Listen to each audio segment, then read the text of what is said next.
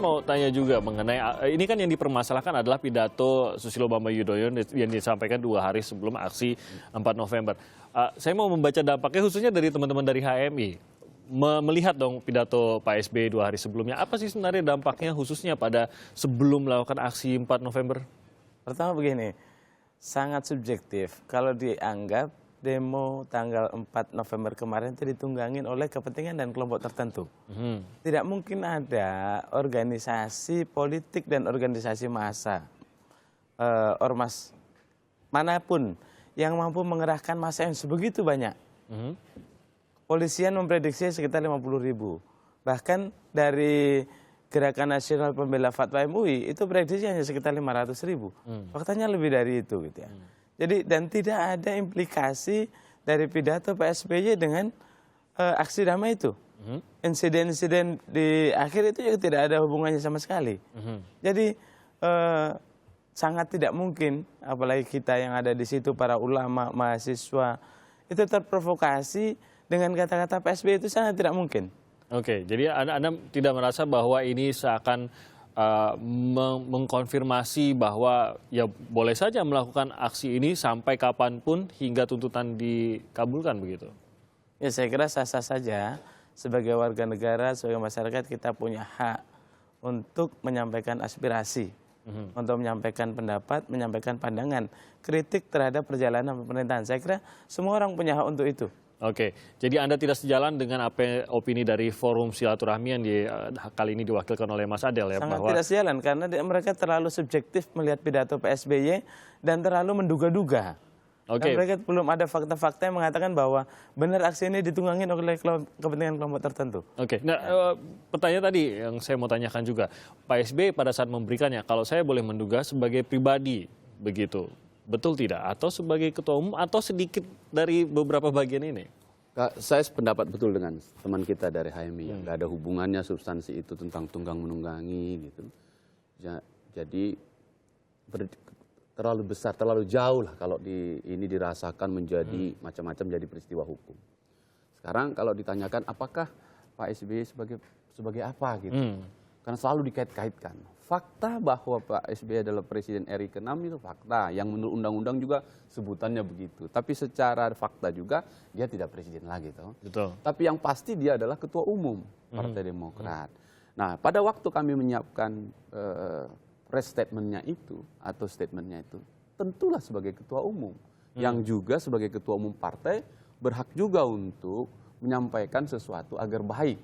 Gitu. Nah, poin-poin yang disampaikan sebagai Ketua Umum bisa kami sampaikan di kantor di DPP, bisa juga kami laporkan atau kita sampaikan di situ. Di Cikeas itu biasa saja dan kegiatan politik di situ pun kita lakukan. Jadi kalau ditanyakan sebagai apa, udahlah nggak usah menduga-duga lah bahwa dia bapaknya seseorang dari seorang anak, ya, seorang mantan presiden, iya, ketua umumnya. Tapi saya ingin pastikan dia sebagai ketua umum yang juga peduli pada soal kebangsaan ini. Gitu. Tidak terlepas ya. Statement-statementnya itu sama sekali saya setuju tadi, tidak ada urusannya dengan tunggang-menunggang itu. Dan tidak dalam kapasitas kami juga, nggak mampu juga lah kami menunggangin itu. Kami juga berdoa agar semua berjalan dengan baik dan lancar. Jadi tidak ada, sekali lagi, tidak ada. Tapi kalau orang mau rasakan bagaimana perasaan teman-teman itu, kami pastikan tidak ada itu.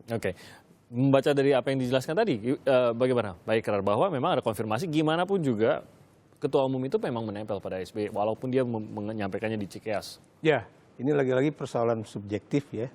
Saya juga tidak bisa menilai secara objektif kenapa demikian, karena belum ada satu kajian yang kemudian bisa mengkaitkan antara pernyataan SBY dengan demo tanggal 4 November itu. Tapi yang ingin saya katakan bahwa ini pernyataan saya subjektif itu adalah bahwa kita bisa melihat ya kalau memang Presiden ke-6 kita itu menyatakan seperti itu setiap saat ya, tentunya tone-nya itu kan berbeda. Saya beri contoh, Pilkada kan bukan baru 2017 yang akan datang, 2015. Apakah kemudian ketika ada satu peristiwa politik nasional pada tahun itu pernyataannya akan mirip atau tidak ya. Nah karena itu tadi saya katakan bahwa bukan mustahil karena kebetulan beliau juga adalah ayah dari Agus Harimurti Yudhoyono yang kemudian akan maju juga dalam pilkada DKI. Gitu. Jadi saya masih melihatnya juga seperti itu. Sebab kalau- Pak kalau SBY cuma- sampai masa presiden Bapak ini masih ditarik-tarik. Kita ingin kontestasi ini 3 ini jalan terus, fair dan enak lagi gitu, tidak ada urusannya. Jadi dia bicara sebagai ketua umum saja, yang kemudian kalau disebutkan di Cikeas memang setiap hari kami rapat di situ. Lebih dan terbiasa juga. Kawan-kawan pers juga paham di situ. Salah satu hal kenapa ini juga ditanyakan adalah karena tuduhan-tuduhan itu kan baru berasal, saya sempat bicara dengan Roy Suryo juga pada waktu itu. Memang dia akui juga bahwa tuduhan ini baru sebatas media sosial ataupun media-media yang non mainstream begitu, non mainstream media, tapi seorang presiden ke-6 menanggapinya dalam di mata nasional termasuk begitu. Anda selalu menempatkannya premnya itu presiden RI ke-6. Dalam konteks Kan tidak hari terlepas ini, dari Pak SBY. Iya, tapi dalam konteks hari ini saya sudah tegaskan ketua umum partai. Oke. Jadi dia bicara sebagai ketua umum partai. Sama saja kan misalnya Pak Jokowi bertemu dengan Pak Prabowo sebagai ketua umum partai. Jadi memang negeri ini kan harus kita urus rame-rame. Partai politik itu juga perlu juga berbicara. Tapi begitu framingnya presiden ke-6, presiden ke-6, presiden ke-6, itu fakta. Tetapi dalam konteks itu dia adalah ketua umum partai. Bahwa dia orang tuanya dari Mas Agus juga fakta, mau diapain gitu. Tapi dia bicara sebagai ketua umum partai. Itu clear, saya nyatakan sekali lagi sebagai ketua umum partai. Oke, dan Mas Adel, Anda pun melihatnya apakah ini pernyataan, maksudnya saya menggugatnya sebagai pernyataan dari seorang Susilo Bambang Yudhoyono sebagai pribadi, sebagai warga sekarang, atau sebagai ketua umum atau bagaimana? Begini Mas,